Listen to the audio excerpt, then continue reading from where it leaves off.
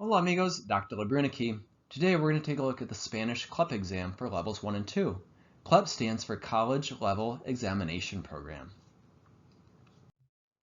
Alright, so in this video we're going to take a look at what is the CLEP exam, what are the portions to it, and how can you practice so that you can pass.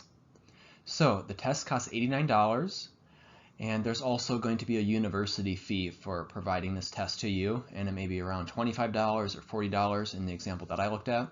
There's going to be 121 multiple choice questions, and it's going to take about 90 minutes. So there's two levels of scores that you can get. If you get the first level, you get 3 credits. If you get to the second level, you get 6 college credits. So that would take the place of level 101 Spanish and level 102 Spanish. So that's going to depend on the university that you're applying them to. So you need to check with where you're applying it to see what the scores they require is. Okay, so there's going to be 3 sections. There's going to be 2 listening sections and a reading section. The first section are some rejoinders and listening, and that's going to be 15% of your grade. The second section, you're going to be listening to dialogues and narratives. That's 25% of your grade.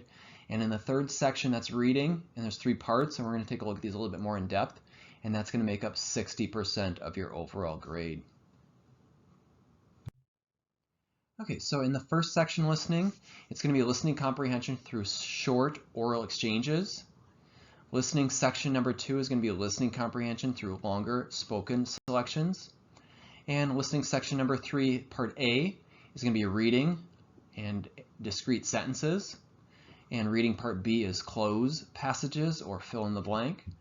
And section 3C is reading passages in authentic stimulus materials. And I'm going to show you some ways that you can practice all of these elements. And this information is coming from clep.collegeboard.org, so that's a site you'll want to be familiar with. There's some practice activities that you can try out there. And then also in the description section of this video, I'm going to give you links to other helpful resources as well.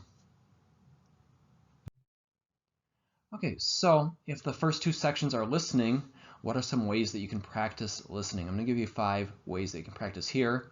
And then I'm also going to put some links in the description section below.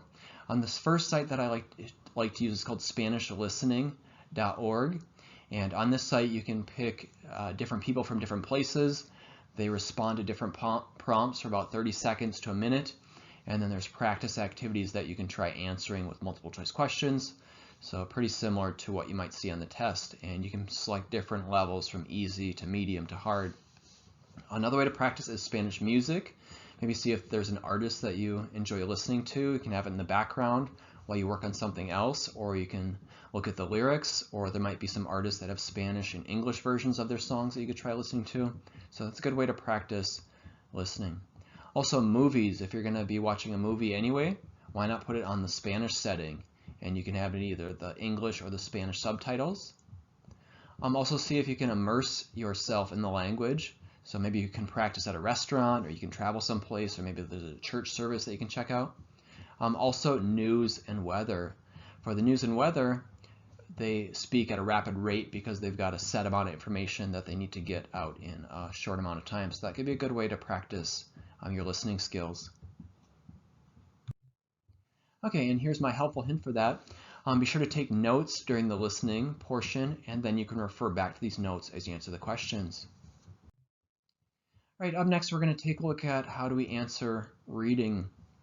In the reading, my helpful hint here is to preview the questions first, then read the authentic article, and then go back and answer the questions. So that will make the most efficient and effective use of your time there. All right, and here's some ways that you can practice reading. There's a website called the nationalspanishexam.org, and I'll put a link to that below. But you click on exam preparation, past exams, then reading. And actually it's pretty similar to the test that you're about to take for the CLEP, because there's a reading and a listening portion, and then there's multiple choice questions you can practice. And the cool thing about this one, there's different levels that range from levels 1 all the way to level 6. And so that's a great place for you to practice. Spanish books, see if maybe your school library or your public library have some Spanish books you can practice with. Children's books can also be a great way to practice because there's pictures that go along with the words, and there might be some words that you have not learned. Magazines are a great way to practice.